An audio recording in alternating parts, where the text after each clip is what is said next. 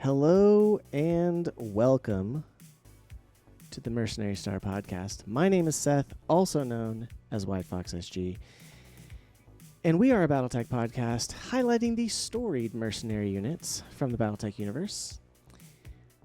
I'm your host today, and I am joined by a very special guest.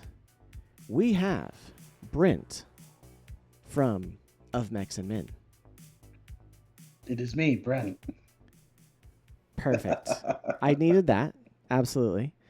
How are you doing today? We already had like an hour-long conversation, but how are you doing today, Brent? It's been a little more than an hour, but yeah, we've been rolling. We've been covering some ground already. Yeah, well, I'm doing great. Anytime we can have some good lore conversations, we got to have some good lore conversations. So that's right.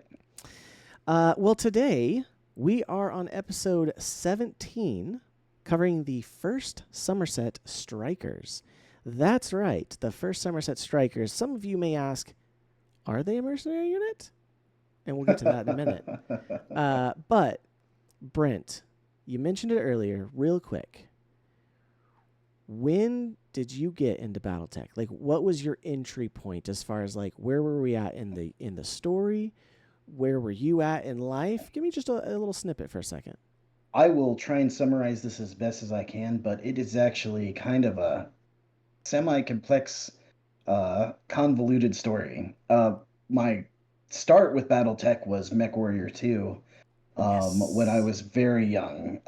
My dad had it on his computer, and I played it all the time. No idea, what I was doing. Didn't read any of the text or anything. The second interaction with Battletech was the animated series. Ooh, fantastic. Did not know that they were connected at all, except for the fact that I recognized the Timberwolf and the Mad Dog. And I was like, little young me literally was like, did they steal those from my MechWarrior game? Yep. And I didn't realize Battletech was MechWarrior. And it wasn't until years later that I saw the MechWarrior labeled books. The Ghost of Winter was the one I actually picked up for my first book. And I was like, oh, wait, this is Battletech. And then I remembered seeing all of these Battletech books right where I bought that one and was like, oh, this is a whole thing.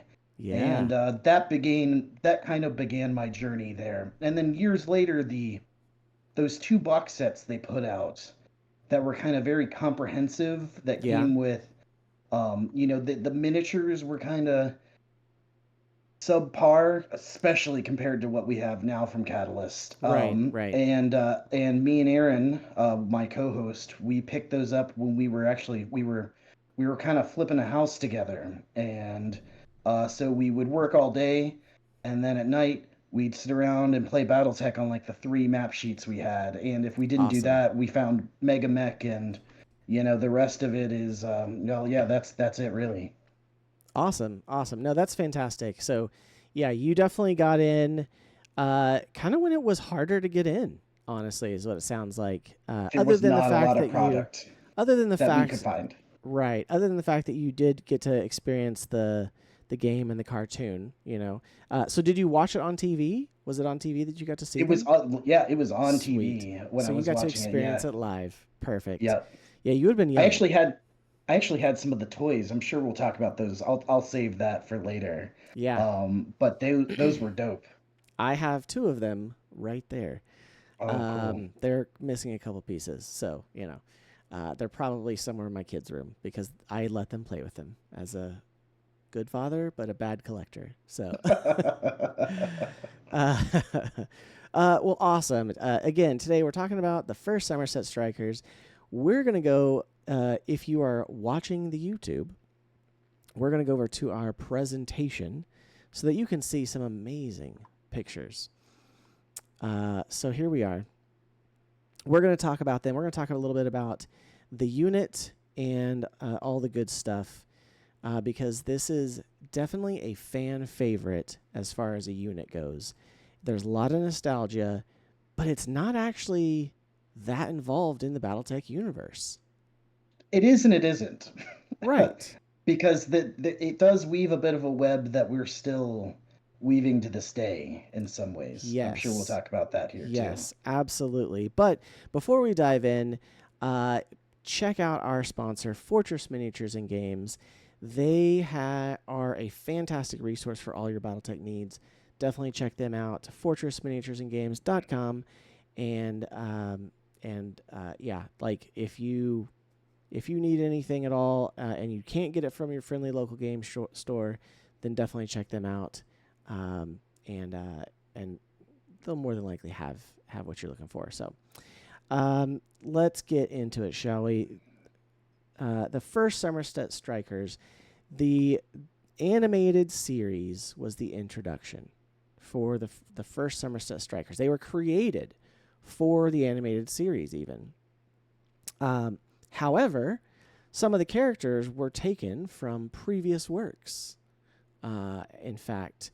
And so, but in universe, the first Somerset Strikers were founded in the year 3050 by none other than Major Adam Steiner, as we all know.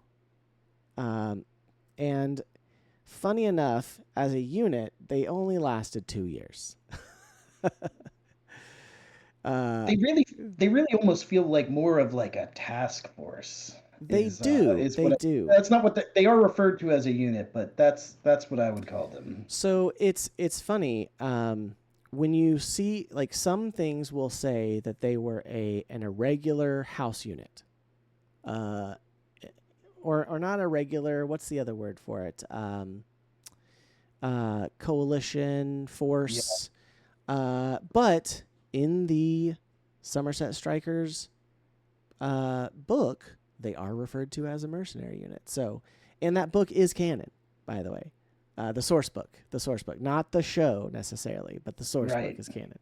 The source book also really great. I would love if we got these on print in demand again. Maybe I'm a weirdo and I want a physical, but it'd be cool if they did. Yeah. And you know what? That's one that I could see happening. But if not, definitely look around. I think you might be able to find it. It's not going to be as cheap as you would probably want, but it's still out there. It's one you got to kind of roll the thrift store dice on, I think. Yeah, for sure. But they were founded by Major Adam Steiner, and if you've seen the show, you know. If you haven't seen the show, what are you doing? Go to YouTube. They are free on YouTube. Search for the BattleTech cartoon, and you should find it. It's going to be on the Helm Memory Core channel, which is run by Renegade HPG. I believe that's correct. Yeah, and so they actually had them up-resed so that they actually look good enough to watch, because they were definitely from the 90s, because it was 1994 when the BattleTech cartoon came out.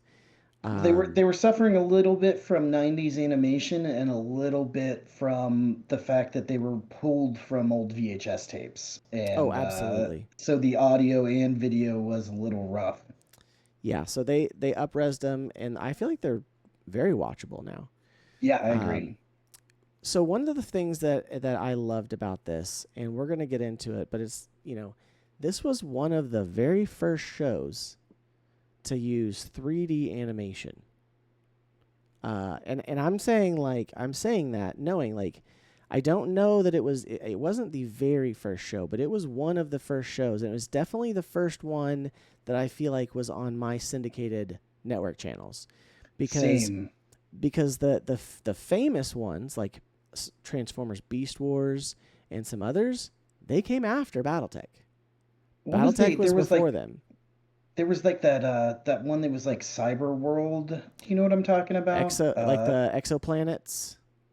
No, it was so there was Beast Wars, and then there was they were in a computer, and it was all 3D. Yeah, there's another one. I can't remember.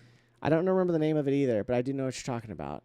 There was another one that was like like War Planets is what it was called, and it was like planet versus planet, and it was almost like, I don't know, it was weird, but yeah, it was another early one. But Beast Wars was the big one that everyone remembers. Right. But BattleTech predates all of those. As far as nationally syndicated, I read something there that the reason is that Jordan Wiseman was messing around with this stuff, and they were like, when they negotiated to do the series, they were like, "Hey, we can do 3D stuff," and they were like, "Great, Yeah. do that." And what's crazy is it was actually distributed or produced or I don't know exactly what their role, but it was uh oh my gosh, not Bandai, Saban, Saban yeah, Entertainment, who did the Power Rangers. They are the ones who yeah. actually put it out. So, um, yeah, and like I said, the cartoon was the unit was created for the cartoon. Um, and I actually heard interviews with maybe with Jordan, or I don't remember who it was.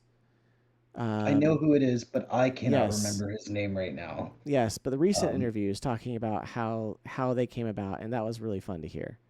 Um, but yeah, they came out. The story is it's 13 episodes long, I think.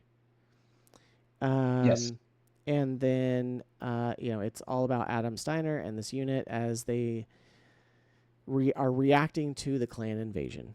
So In some ways, they're almost doing kind of this Forrest Gump bit, where they yes, kind of end up in all of these important places to this era of BattleTech. yeah, And some of the older ones, like we get a Trowan cameo in 2 episodes, I think. yeah. It's it's not as much of the. We do see the planet actually. Yeah. Um, yeah, 100%. We get some of the tie-in with Lethal Heritage, like the events that are going on in Lethal Heritage. We get some cameos from some of the characters, specifically Victor Steiner Davian and his aide. Um, oh my gosh, Oh no. I know, right? I just blanked. I was like, I almost said his like other name, but I can't even think of that now. Um, anyway, yes, we get to see them. Uh, oh, good times. But yeah, so like I said, they're sometimes thought of as like an irregular, like ad hoc joint coalition of the AFFC and the DCMS, so the Armed Forces of the Federated Commonwealth and the Draconis Combine Muster Soldiery. Um, but they are labeled as a freelance mercenary unit in the source book, which came out also in 1994 as a supplement to the cartoon. And that source book is really the only published um, any product that is solely about the first Somerset Strikers, or even about them as a unit. We had some of the characters make appearances in other fiction, individually, either before or after the events of the cartoon. But yeah, there, like you said, the cartoon was an introduction to BattleTech for the masses, for kids. They're trying to get young people into it. Obviously, I was young, you were younger. Uh, Yeah. but yeah, they had like that kind of Star Wars crawl at the beginning of it, Yeah. saying, this is the inner sphere, thousands of planets, blah blah blah blah blah, and it goes into it. The music phenomenal Oh yeah, also. yeah, I love very There's some guy late. on YouTube that does like he does like a guitar riff of it and Uh, it sounds awesome. yeah, Uh late '80s, early '90s synth yeah. rock kind of. Yeah, totally. But yeah, in the source book, it also talks about the path of the Katana, which was their jump ship, and how they went all over the invasion corridor of the Jade Falcons. Um, and so yeah, it's pretty cool. We get to see that as well. We do probably need to talk about how like this correct me if I'm wrong, maybe we did already say this, but the show as itself is actually retconned.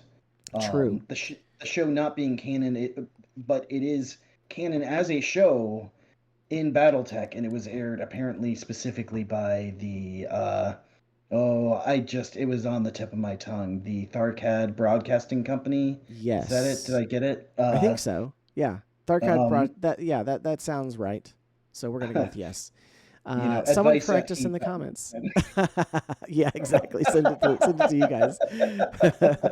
You can also leave a comment or send me an That's right. email at mercenarystarpodcast@gmail. Actually, please do that. Yeah, do that instead, right? So, no, yeah, 100%. So the cartoon show, because there was so many discrepancies in the actual BattleTech lore, as as was laid down by the canon novels and source books already, they said, "Oh, well, the cartoon was actually released as a propaganda holovid by the Thardcast broadcast company, but the for us as BattleTech players, the source book is actually canon. So all the events of the all the quote unquote events of the series did happen, but it was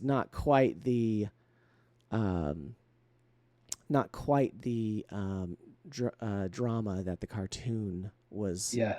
was according to the BattleTech universe. So, And this explains all those discrepancies, right? Some of them mm-hmm. are literally just like they wouldn't have been able to jump here to here in this amount of time, and some of it's like not all clanners have weird face Yeah, implants. they don't all have the enhanced imaging tattoos. Right. But In for fact, the it's actually a show, pretty small amount of oh, clanners, yeah, actually. And but it's one of those things where the retcon works really well because you could almost see that like they're gonna the inner sphere is gonna highlight those differences between like clanners and like in from that point of view, it works really well. yeah, yeah. Especially in our world because they also wanted to sell toys. Yes. So We see that in the lack of diversity in mechs. yes, for sure. Yeah, 100%. But yeah, so a couple other things too. We were talking about the fiction, right, and how some of these characters are in other books. Uh, Before the cartoon, we actually had Franklin Sakamoto. His storyline was introduced in Heir to the Dragon, which was like first. Let's see, it was definitely within the first 10 books, and Eight, it was book eight, yeah, book 8, I think. It was before the Lethal Heritage and the Clan Invasion for right? sure. So, but yeah, that I was like, oh my gosh, I totally forgot about that.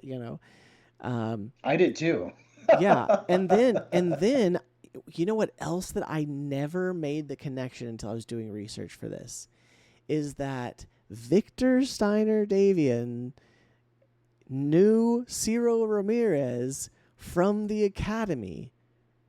And Yeah. I reread Lethal Heritage recently because I was following along with you guys of Mechs and Men, and then I read so much faster I had to just keep going. So I've already reread We talk a uh, lot. yeah, I've already reread the next trilogy, and I was like, I have read those multiple times. I have known Ciro as the annoying guy, who was trying to, basically lift his own star by Very saying, ego driven. oh yeah, he was like, oh, I know Victor Steiner Davian. I went to school with Victor Steiner Davian. Blah blah blah blah in the books, right?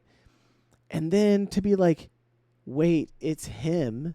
It's him in the cartoon. Oh my gosh, why did I never make that connection? So, yeah, in researching this, I was like, oh my gosh, my mind is blown. I totally never made that connection. But Lethal Heritage Chapter 2, there you go. You can look it up at Victor's graduation in Lethal Heritage. So, so you'll cover that very soon once you get to those Yes. books. So, well, not very soon. You got 2 more books to cover, but We're getting there. Yeah, yeah. Tortoise paced. And then We Adam are. Steiner makes several appearances in the fiction after the events of the clan invasion. Because again, he was created for the show as a, someone who is supposed to be somewhat important, but not important enough to be an actual ruler. But yeah, he actually has cousin a to the distant cousin, Archon. which again, I was like, come on, like she's not going to know who he is. Well, and Right? she doesn't.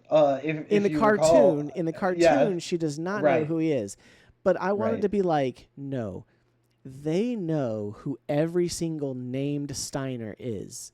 Like, they know who they are. They may not have ever met him, and so she may Right. have been like, "Who are you? I don't know who you are." And then it's like, "Oh, you're my cousin." Okay, but like, you know that they've been given briefs on every single living Steiner Oh relative, yeah, because they got hands to make down. sure that they're not gonna, Yeah, yeah. So do anyway, the but whole Game of Thrones thing. we'll just count that as part of the cartoon, right? I do want to say like that scene's also pretty cool because we get to see Hans Davion when they first meet the Archon Is in he in episode the? 3. Is he on the holoprojector? No, no, no, no, not the holoprojector. When he meets her in person, uh, Is he he there? has a single line. I think maybe it's more, but he says using the Steiner name to grant an audience with the Archon. Here, well, oh, I don't want to Man, mess up your now flow. no. Uh, Go ahead. Like, you look it up, and I'm gonna while you're looking that up, because I was like, I didn't realize that was Hans. So, um, and I'm I'm it's the only person that he's wearing a I thought it uh was her security guy. I could be uh totally be wrong. It's probably he Hans, knowing them.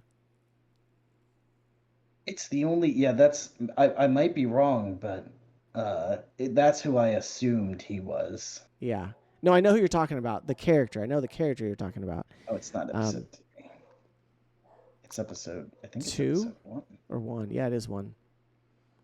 But not just them. There are also some clanners that get talked about later. Pytor is in I Am Jade Falcon.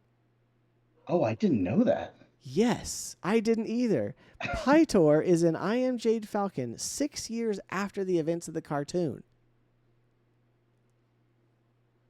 Yeah, he's an underling of Joanna, I'm pretty sure. Oh, that's Uh, cool. isn't that crazy? Yeah, I'm gonna have to keep an eye out for that when we get to those books. I know, right? um, let's see. Miles Hawkins' Mauler was also rewritten to be. Well, we'll get to a little bit. That's kind of like just a fun fact. But yeah, so it's pretty crazy. But Adam Steiner, it was created for that. And again, if you're watching the YouTube, we got some great art of Adam Steiner. We've got current art of him from CGL. It's actually as him as an older man, because he actually, spoiler, gets to be a little bit higher in leadership Kind of a in big later deal. days. Kind of a big deal.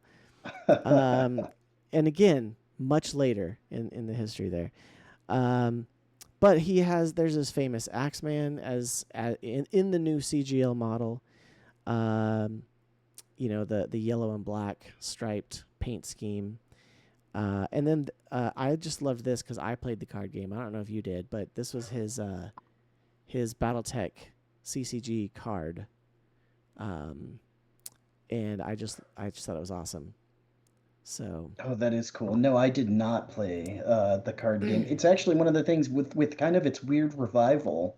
yeah, I've been kind of wanting to I give it a know. shot because I heard from a buddy who did play it when it was, Yeah, a live game. Was like it was really good. it was a lot of fun. And that's a huge discussion for another day. But they kind of like the Clicks game. They ruined both the Clicks game and the CCG game by basically making, like, It was in tanks, both right? cases, yeah, they introduced an expansion with vehicles, and they made them too powerful, so that then no one was playing with mechs anymore, essentially.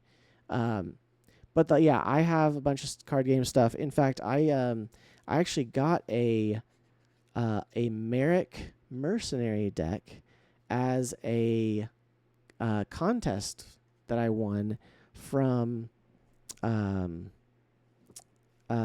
my gosh, what's our podcaster friend? Which one? Bungle Tech. Bungle Tech. Bungle Tech. Ah, yes, Because Nate. Nate is into the card game, and he's a big Steel Vipers fan, obviously.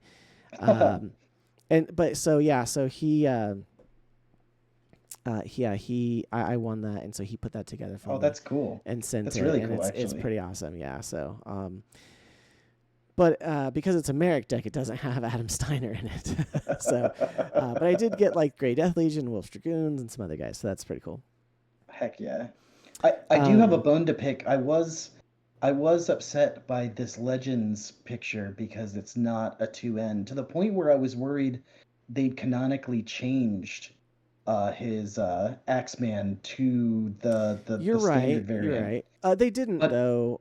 they didn't, clearly, from the Right. pack Right. we just got. Right. But this was, definitely someone had just taken an Axeman and painted it as Yeah. such. So, or Great actually, paint no, job, this though. is no, actually, this is official art. This is official Yeah. art from It's them. from So Legends. it is from Legends. But Yeah. no, he did have the other one. Yeah, I also like this. There's a bunch of quotes, right? And the big quote from the cartoon was, "Information is ammunition." Okay. It's said now to this day amongst BattleTech fans, Oh, both in a 100%. tongue-in-cheek fashion and being completely real about it. And then what's really funny? So I have a younger sister. She's not a gamer at all. But she was present when I watched the cartoons. And so even she and I have this thing where sometimes we'll say to each other, information is ammunition, That's and great. she doesn't even, I guarantee you, she doesn't even remember what it's from, but she will say that. It's pretty funny. So Remember, information information is is ammunition. That's right. ammunition. Yeah. Um, yeah. So again, if you're watching the video, we've got the cover of the Somerset Strikers source book with Adam Steiner and Nikolai Malthus, the clan antagonist, and their mechs behind them in a fiery scene. I like how he's got that pistol that he's like shooting because I don't know, it's like, but Malthus is just gonna punch him. So It's like a little holdout pistol, yeah, yeah. it is. I think this is. You would think that this was from like episode 12 or 13, but then you see Probably. Axeman in the back, and Right. you're like, Right. oh, It's not. so So I don't remember this fight happening. nope. Nope. But yeah, so like I said, we talked about kind of the fun facts about them being an ad hoc unit. The source book's canon, according to the universe. So like, yeah, and it's really good. There's like, you could run through a scenario for each one of the Absolutely. episodes. I really kind of want to do it, honestly, especially now that we have this little box set that's here next to me that we're going to go over in a little bit. I also love from the source book we get all of this character art that's given Yes. a lot more extra care than it really got on any of the cell Yeah, frames for and the it's animations. all the great old art, which we will look at in a second. So, Awesome. but yeah, again, I was just shocked. Pytor is in Jade. I am Jade Falcon. I never made that connection either. So, Same. and then also the one that we were just talking about is that in the Ill Clan lore, the current coordinator of the Draconis Combine, Yori Kurita, is Franklin Sakamoto's granddaughter. Dun dun dun. It's cool. I mean, this is something BattleTech does so well, is that all of these threads of this web are still being untangled Yes. now, right? Like these stuff from this silly little animated series is still Oh yeah. affecting the world in quite astronomical ways. Yeah. And that's super cool. Yeah. Also, too, we talked about it. They had a toy line from Tycho, and we'll show some pictures Yes. of that in a second. One of the things that I found funny was that Hawkins Mauler was rewritten to be the Mauler concept Daboku in the retcon later on. I imagine it's a timing problem. It was a timing problem, yes. Yeah. That was one of those things in the cartoon. And, the Mauler not technically being available when he got it. Right. And so and if you look at it, it's I think literally it was a prototype of Mauler. It was just I think they were named something rolling else. up the lines in the Draconis Combine, but it's one of those things that it doesn't make sense that someone from the Federated Commonwealth would Right. already have. Right. And so it was supposed to be like a captured prototype or something. So, Yeah. but no, that, that was another thing that I kind of learned through all of this. Yeah, and then once again, the toy line. If you're again on the presentation, that we've got a picture of not all of them, but a lot of the boxed toys there, and I'll show off mine here really quick too. Oh, I want to see this. I had two of them back in the day. Yeah, this is the only Oh, two that I had. nice. So I had, and again, they were literally just concerned about making toys. Nikolai Malthus's Elemental, That's because cool. he was not an elemental, but they put him in an elemental suit of armor for the toys. They also put him in his summoner or Thor. Yes. Uh, I had that. I had an alternate colored Thor actually instead of the the red one. I remember that one. The faceplate and him, like I said, are definitely in my son's closet somewhere. And then I had the Bushwhacker because it was my Nice. favorite of the new mechs. From that, I thought Vulcan Rider was really cool, and I loved the look of his mech the most. And so I know that there's a bag, like a plastic bag somewhere, that has all of the Little missiles. darts. Yeah. Yeah, for both the LRM launchers, and then also one of the cool features is that if you hit right here on the mechs, Yes. Yes. they they The Mauler. ejected. The Mauler Yes. also does that. I had a Mauler. But you know what? That's also, they incorporated that into the what was it? Into the prototype. They made that a quirk, like They a did. faulty Yeah. eject. Like a faulty eject, like if you hit it in just the right place, it Which ejected is the like the pilot, which which was is a the crotch reference. area. Yes, it was Yeah. a Yeah. reference to the toys. So I love that. I think that's fantastic. But The they Mauler had, toy was a brick. I oh, mean, it was so big. it survived. I didn't. Sadly, I think my parents threw it out a couple of years back. But I Yeah, mean, the body. We lost all the accoutrement to it, but right. the main body was like still survived through multiple Absolutely. of my brothers. Absolutely. It's But also yeah, it's it was so, it was awesome at the time to see it in toys, to see BattleTech in toy form. Um, Nothing was scale, nothing was accurate. It no. was definitely just to make toys. So, but the cartoon again, we talked about, they had the first or some of the first instances of 3D animation, and it was mixed in with that 80s 90s cartoon animation, which was not great, but it was, we loved it. So, but yeah, so I loved it. I wish they would have used an actual hex grid instead of that stupid square grid. Like, we already That have would have BattleTech made on a some more hex. Why sense. not just go ahead and put them on hexes, right? Yeah. That's, I don't know who decided that. Probably a From a hex was. modeling standpoint, I it was gonna was say from a probably modeling standpoint, it was probably easier for the squares, yeah, but less polys. yeah. But no, it was. We thought it was so cool. It was so cool back then, right? Yeah, Um, 100%. the Even models though were now awesome. now watching it, the fights are they're kind of at They're very least the slow. first couple episodes. Yeah, they do pick up there. I was actually just watching the trial of possession slash position for Mm-hmm. Zero. Yes, it's the And anime. It's the picture on the screen actually. So oh yeah, look at that. And that one actually, I was like, oh, they really kind of have gotten the hang of this now. And they even they had some did. like first person view shots in Uh that huh. episode. I was like, oh, this Yeah. is cool. Yeah. It was Um, good.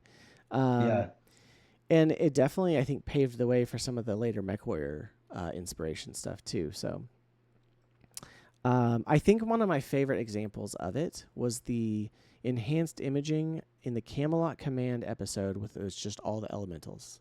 yes. I loved that episode. So, but yeah, so now we have some of the amazing artwork that we're showing off in the presentation of all of the characters. Very late 80s, early 90s cartoons. We've got Adam Steiner, uh, you know, um, Captain Miles Hawkins, Vulcan Rider. Um, Oh my gosh! Now I'm trying to think of the comms officer's name. What was her name? Oh, I know it. She was, the character from the old Wendy's. Um, Yeah. Yep. Pretty I'm much. glad you know. I'm glad you know what I'm talking about. Yeah. They actually, in the Sarna page, they talk about how, they kind of they were kind of these like, Adam and her were kind of these star-crossed lovers that just, Kind of. Yeah. yeah, But not really ever yeah. making it go It, anywhere. they clearly, like, the words were never said, Right. right? Right. I'm still struggling to find Rachel Spector. That's right. Spectre. That's right. Right. Spectre. Okay. Rachel Spectre. Yeah. Um. Yeah. And then of course Ciro Ramirez, which he just looks like a jerk. You know. It's cool because it's interesting because she's kind of in this mech commander position, like what you would Yeah. see in the mech Yeah. commander games. Especially. Yeah. 100%. She was like the Yeah. mech commander kind of uh, person who was coordinating everything. So definitely leaned into the information is from ammunition mantra Absolutely. that they had. Ciro Ramirez, and he kept flashing his Star League badge in the cartoon, which is then one of the only reasons that a Jade Falcon ever let a free birth become a mech warrior again, because literally, that doesn't happen hardly at all. Because it was a Um, Jade Falcon Bloodhouse, yeah, yeah. right? Like, so they were like, oh, he's of noble It was stock. basic. You know what it was? It was basically Phelan Kell. Yes, It was basically Phelan the Kell, but Phelan for we the have Jade. at home. Yes, but except for Jade Falcons. So, Yeah, and a jerk. So, and then we had Kylie. I can't remember her last name, but she was the Banshee pilot. Franklin Sakamoto. so Kylie's actually her last name. Her first name, Is I it oh, it's like Kataria or something. Yeah. In fact, most of their names the name you recognize is their last name, right? right? Military stuff. Um, like, Ryder always goes by Ryder, and it's Right, Nelson right. Ryder. Yeah, yeah. Um, but yeah, so yeah, she was that kind of fun like new kid, Yeah. in the show. Franklin She was a bit of a Sakamoto. loose cannon too, She right? was, yeah. Yeah. I actually really liked the episode, again, Camelot Command, where she and Franklin and Patch all leave to go to Camelot Command. And Yeah. it's really just them having an It's adventure all the by loose themselves. It's cannons. all of them, yeah. It's Yeah. so good. Oh, and Ryder. And Ryder went too. Yep. And So, Ryder, right? yeah. But like Franklin Sakamoto he was just like, especially if you look at like the cards, right? The pilot cards, he's just as good as Adam Steiner is. Yeah. Like he is the equivalent of Adam Steiner. So I think Franklin San is the most interesting character of the cast. I think it's I loved episode his storyline. 11. Yeah. Yeah, yeah, Um, I loved that. Yeah, tie-in as well. Um, and so yeah, I did like. I'm excited to go back and find kind of how Yori Kurita gets brought back into it. So I'm excited for that. The clans, like you said, they were all super colorful. They were all of the warriors had the enhanced imaging tattoos, although um, the Galaxy Commander did not, which again no. was evidence that at least not everyone had them. But yeah, The it Galaxy was. Commander becomes a big deal, also lore He wise, does. He later. does. Chistu. Um, you know what I would love to see? I would love to see. Like I don't remember what happened to Kristen Redmond. I was just so I I love know what Chris. happened. I know what happens to Nikolai Malthus. Like I've read Right, his story all the way through. he goes to court. He does. He gets sent. Oh man, he gets like sent to the Salamas, and then he eventually just like dies like a disgraced guy. It's fitting. But he kind of has a Indeed. change of mentality and heart a little bit. But yeah, I don't know what happened to Kristen. So like maybe we need a shrapnel story about her. Of the clan stories, she's also my favorite. Yes. My favorite character. Also might have affected my uh um Sure. Yeah. My type, the Yeah. type of women I was into Why as a not? kid. Right. Very confident and dominant. Yeah, Yeah. yeah. It's all good. I It's all love good. her color scheme Yeah. also, by the way. Like but both like for her outfit and like her mech, the like Mm-hmm. white, green, and pink. Yeah. Very Yeah. 80s. Oh yeah, for Uh, sure. And then you had Malthus, which just didn't make sense at all for anything. He no, had his red summoner, his blue outfit, and then the a fact that he Summoner was, M. yeah. So Yeah. he was an interesting person for sure. It was interesting that the animated series they made some changes to the even as like on paper the M doesn't exactly work.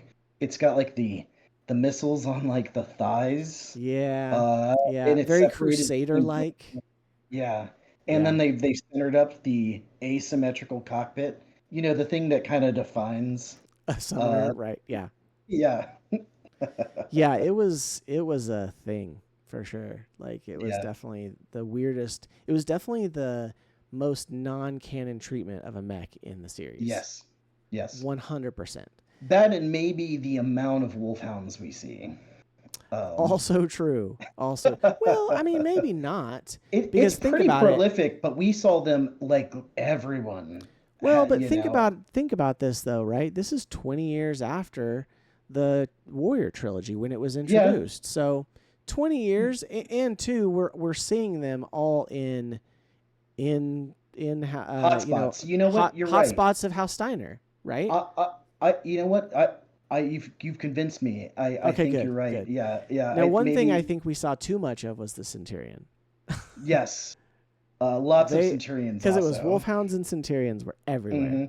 Hmm. We should have definitely had more of other things. So, I actually um, think we got a decent spread of clan mechs. At least like the ones that I would of say the like yeah, invading mechs, yeah, we yes. had well of Jade Falcon yes specific. and Yeah. no because so we got let's Well, see we do we get got legions of three heavy Timberwolf. mechs. Yes. Timberwolves, yeah, mostly Timberwolves, Mostly followed by Timberwolves. the They second were most for some populous. reason they always were the no names if they Yeah, weren't yeah. Salama, right? I think Ciro Ramirez piloted one though. Did he? I Okay. think later, I think you're right. because he does lose the Axeman. Yeah. Um, however, there were other summoners for sure, but the But they second were all most M's. yes, the second most popular mech though, or the most that we saw the most was the Hunchback 2C, which Right. definitely would not have been on the front lines. Obviously it made sense for Pytor, the Solomon warrior, to have one. Well, it's actually even weird that they have a Salama warrior because Agreed. the Falcon claws are Yeah. kind of this like tip of the spear Oh, 100%. unit. And so, which, they don't come off that way because of what Adam Steiner does to them. Not to BattleTech But fans, that's for sure. right, right. Yeah. But uh oh, where was I going with this?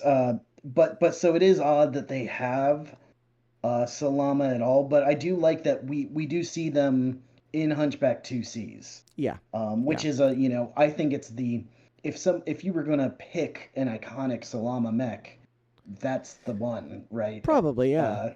Uh, It's definitely go into as much damage with as little ammo as possible and die, kind and of thing. armor.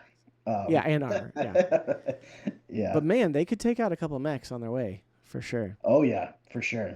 Um, but yeah, so like obviously, I don't want to do a breakdown episode by episode, because that would take way too long.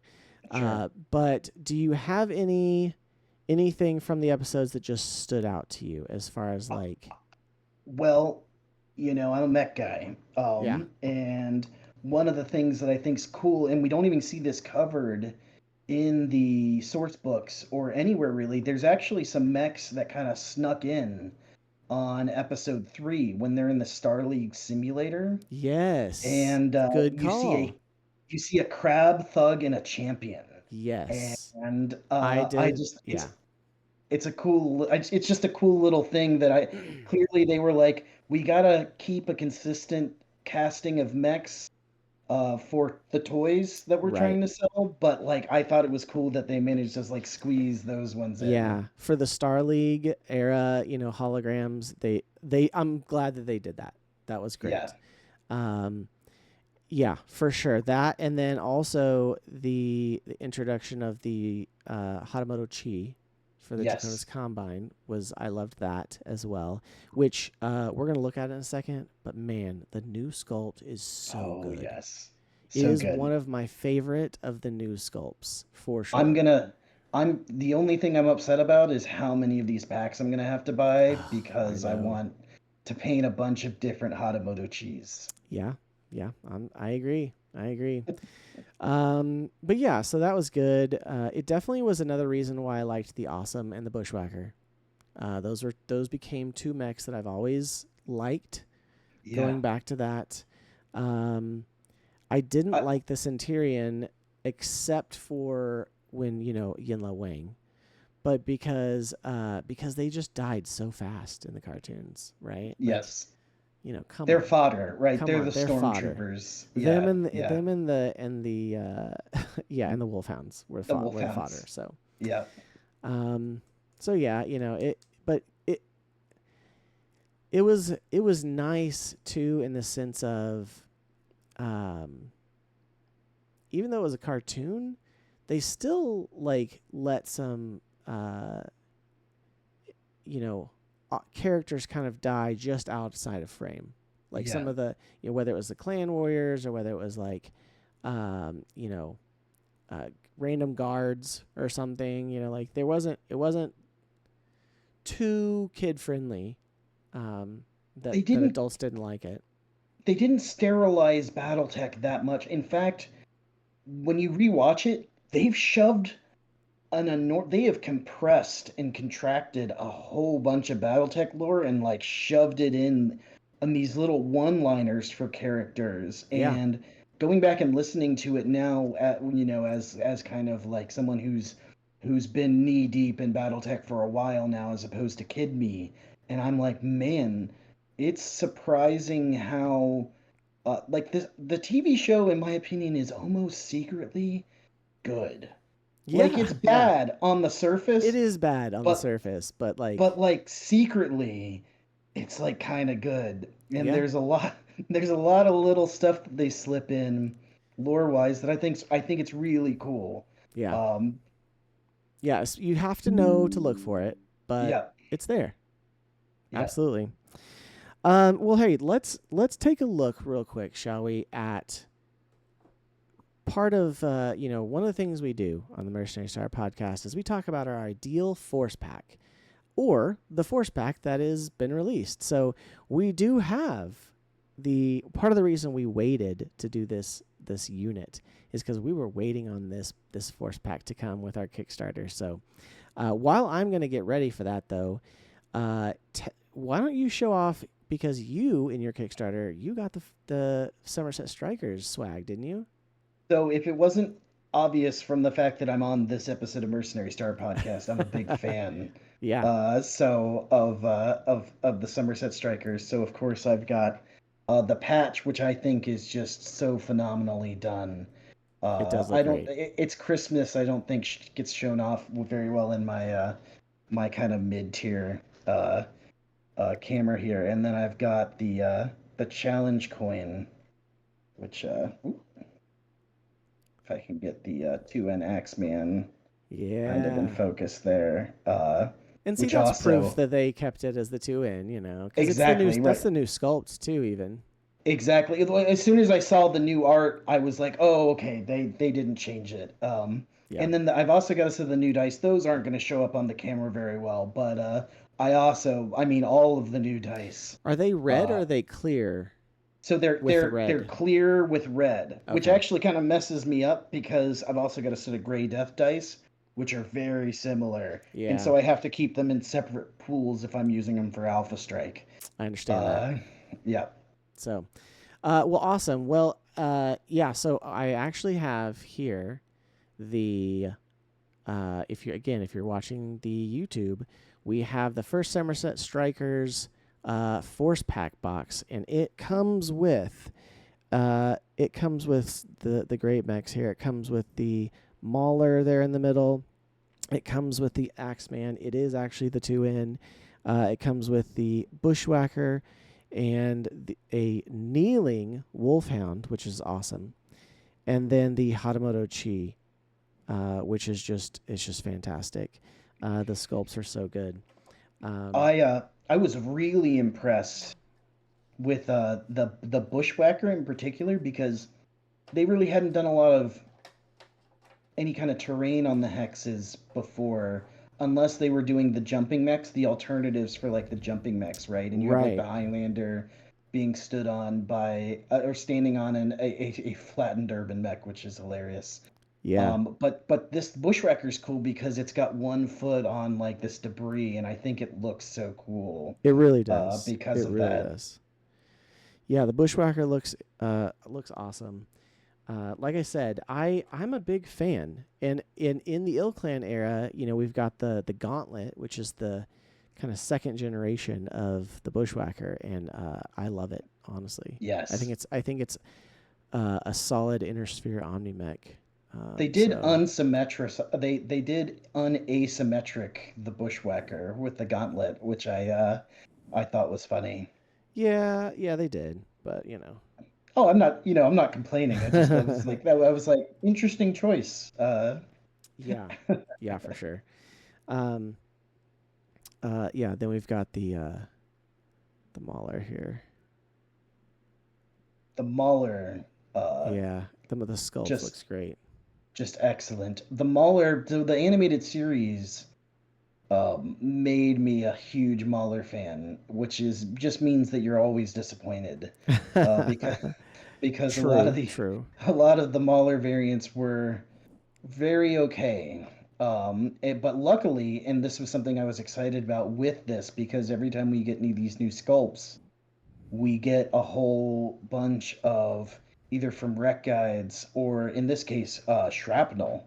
Yeah, We got a whole bunch of new well, actually, both. I'm sorry. There's new Maulers in the Rec Guide and in one of the newer Shrapnel books, and we got a whole bunch of really cool variants of the Mauler that are awesome. That thematically fit the Mauler, but are also yeah, not awful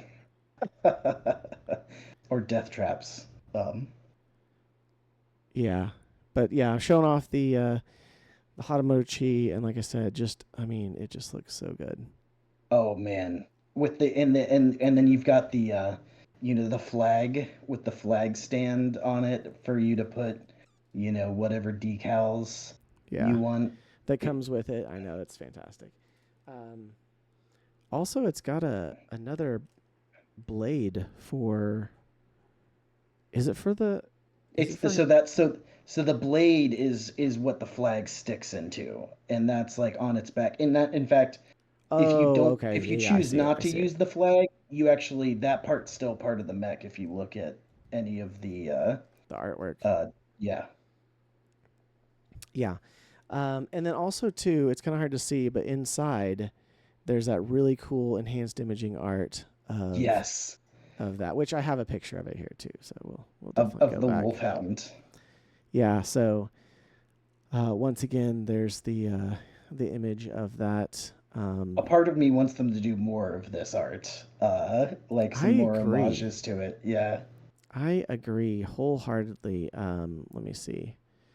I am on the wrong thing. Presentation. Thank you very much. Um, I I also want to shout out all the pilot cards in this pack. They did write-ups on yes. all Yeah. the characters, and I think they really went above and beyond with these ones.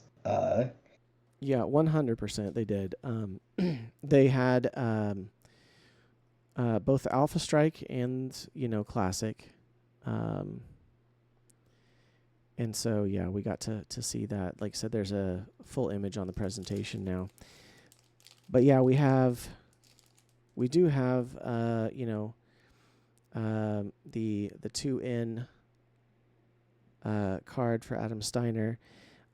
We've got the Bushwhacker. We have for Valton Rider, which by the way, Adam Steiner is a skill 2. Vulcan Rider skill 3. Franklin Sakamoto is also skill 2. Hawk is a skill 3, and Zero in the Wolfhound is a skill 4. So, and then if you look at the classic ones, Zero is a 4/5 because he's green. Or actually, I guess he's regular. He's a regular troop. Zachary was a veteran at Zach Miles Hawkins, 3/4. Vulcan Rider was a 3/4. Franklin Sakamoto is a 2/2, and Adam Steiner's a 2/2. So, what was Hawkins again? Sorry, I missed it. A 3/4. Okay, that makes sense. He was a veteran of the War of 3039. Yes, and his pilot card has a cluster hitter for the LRMs. Oh. For classic anyway. Yeah. Which is +1 modifier in the cluster hit table, and then make an aimed shot with 1 cluster weapon to get a +3 on the modifier, which is pretty good. Also, he has Hot Dog, which is a -1 to target modifier for all rolls to avoid overheating effects. Which, if you know, that mech overheats. So. Pretty cool. Yes, absolutely. Like, they've got some really cool pilot abilities on here in the cards as well. Also, too, it has, it's funny, it actually has Zero, obviously, as being in the Falcon's Claws, later on. Even though he's in the Wolfhound card. So yeah, it's a great force pack. Honestly, really, really excited to paint it. I will probably end up painting them. I don't know. Part of me is like, do I paint them like the show? I feel like I have to, but at the same time, I bought 2 because everyone's one of them. Everyone's going to paint them, though, and they're going to be better than me. So I'm like, I could also just paint them how I want to. So we'll see. I may do both for sure. But yeah, so that is the for Somerset Strikers Force Pack. So definitely check it out. And as soon as all of the Kickstarter stuff is available in retail, then it you should be able to get that at our show sponsor, Fortress Miniatures and Games. So when all of those drop, you can go looking for it there. Well, I think that about does it, Brent, unless you have anything else you want to add. I know when we were prepping for this, we were sending each other screenshots from the cartoon. The Comstar guys looked like the old D&D wizards. It's amazing. Like straight up, full robes and everything. I actually think the one thing I want to say to speak to the aggregate, the BattleTech community, okay, watching this, because I rewatched it like once or twice for this in particular, we have not hit the threshold of meme ability that this show offers. A call to action to the community. We got to get on that, guys. Get some more memes from the BattleTech from the BattleTech cartoon. There's so many we could use for sure. Yes. Because obviously the iconic one is the "You dare refuse my patrol," Right. That's there, but there's so many more. There's this one. I think I sent you this of when Hawkins finds out that he's been recruited into the Somerset Strikers. Yes. And he makes this hilarious face. Of shock. Yes, and horror. Yeah. It's so good. And then there's the face hugger aliens from the desert planet that attack Zero at one point, which look terrifying. They do. But what's his name? The clanner is just holding up and he just tosses it aside. It's very funny. I swear they basically made him an elemental who could pilot a mech. Yeah. Oh, I mean the whole lineup. Everyone is muscle. One of the things one of my good buddies he's kind of on the periphery of being into BattleTech. He's into BattleTech because proximity, right? Mm-hmm. And I made him watch the animated series at one point, and he was like, "Why are there holes in everyone's clothing right along the shoulders?" Right there. And it's why? A weird thing. I feel like it's because they ripped all their unit patches off. so that they could Oh, then, so that I'm just wow, making, that's a really good I'm just taking that as my yeah, explanation, but they all I ripped like their it. unit patches off because now they're the first Somerset Strikers. Now, why wouldn't they just put a first Somerset Strikers patch over it? But it Where's the makes it Velcro in the look like future? that, You know what I right? mean? Yeah. That's lost tech. What are you talking about? That's Star League tech. Velcro? Hoop and Yeah, Luke hoop, lost tech. yeah. It got lost for sure. Um, yeah, I don't know. That's great. Amazing. Well, hey, Brent, thank you for joining me for this fun Thank episode you. looking I've had at. the best. Oh, me too. Me too. Again, I still like in our rewatch, I still have to go back and finish the last couple episodes again because just for posterity's sake. But man, I have always loved them. Obviously, they have a very special place in the hearts of many BattleTech fans. Even for as bad as the cartoon was, as far as like its accuracy, I think there was another clip that I sent you where there's a escalator like stairway that descends from the back of the Mad Dog, and I'm like, there's just an escalator that like comes out of the back. I think it's It's Redmond's fantastic. It's in Redmond's, yeah. particular. Yeah, yeah. But I love it. I still love it. So, well, hey, where can people find you? So I'm, if it hasn't been clear already, I'm from the Of Mechs and Men podcast. We're on any place, I think, as far as I know, that you can get podcasts. You can find us on there. And, of course, all the regular places. It's not hard. We just went with, our name, Of Mechs and Men, all one word.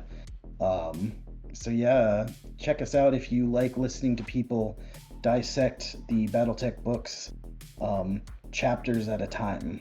Yeah. It's a great show. I'm so glad that you guys are finished with Warrior Trilogy though, because I'm ready to hear you guys move on in the universe. We are too. Yeah. So, it's been a blast, but we're excited to. Yeah.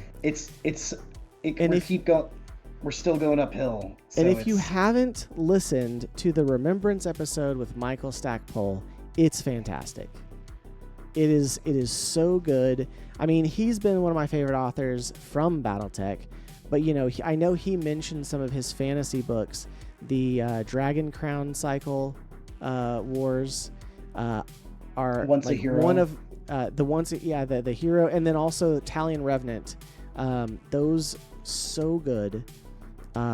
They are up there as one of my favorite fantasy trilogies, very close to, but just under like Lord of the Rings and stuff, because they're kind of in the same vein. So, but it's great. So yeah, definitely check it out. Check out Of Mechs and Men, and the more BattleTech we can get out there, the better, right? So That's right. Well, you can follow the Mercenary Star podcast. Give us a like or subscribe on the YouTube channel if you have not already. Post a comment if your feelings on the first Somerset Strikers, as well as any of the other mercenary units that you want to hear from that we haven't covered yet. You can definitely send us an email at mercenarystarpodcast@gmail.com, or you can find us on X or Twitter, whatever you want to call it. You can find us on Instagram. I think technically we're on TikTok. I'm on TikTok, but I don't hardly post there. I should post more. And then you can also follow me personally. It's at WhiteFoxSG. And I'd love to chat and interact with you all. So you can also find both of us in the Valhalla Club Discord, which is for a lot of the different BattleTech podcasts have a booth there. So you can find us there, interact with us there, as well as play some video games with us occasionally. So yeah, come hang out. Absolutely. I'm trying to get through MechWarrior 5 Mercenaries as much as possible before going and starting the clans, which is now, I've been given 2 extra weeks though, so that's a benefit. So, but yeah, again, thanks Brent, and for all of you out there, thank you for watching. We'll see you next time. Have a good night. God bless.